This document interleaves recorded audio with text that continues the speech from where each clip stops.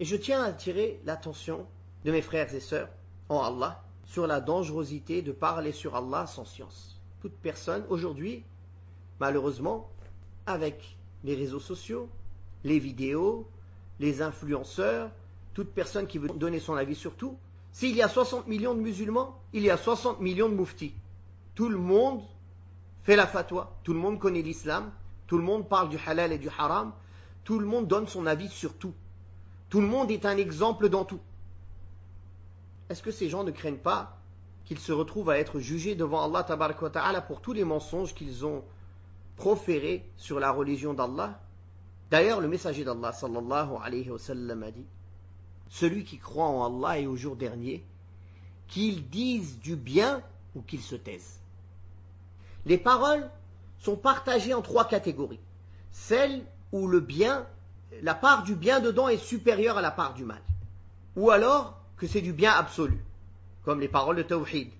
Ou bien que son bien est supérieur à son mal. La deuxième catégorie est celle dont le bien et le mal sont équivalents. La troisième catégorie est celle dont le mal est supérieur au bien, même si du bien s'y trouve. Alors le prophète sallallahu alayhi wa sallam a dit que celui qui croit en Allah et au jour dernier, qu'il dise du bien ou se taise. C'est-à-dire qu'il dise la parole de la première catégorie, qui est un bien absolu ou bien dont le bien est supérieur au mal. Si la parole qu'il va dire, il ne sait pas si son bien et son mal sont égaux ou si son mal est supérieur à son bien, alors il doit se taire. De même sur les réseaux sociaux. Est-ce qu'il est obligatoire à chaque personne de donner son avis sur tout? De parler? De commenter? Est-ce qu'on croit que tout ce qu'on écrit, tout ce qu'on parle, on ne va pas en répondre devant Allah subhanahu wa ta'ala?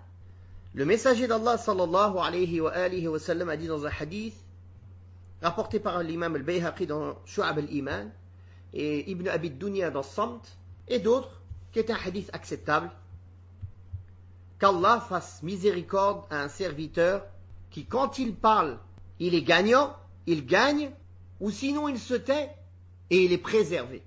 Soit il parle pour gagner des récompenses, sinon il se tait, il est préservé du péché.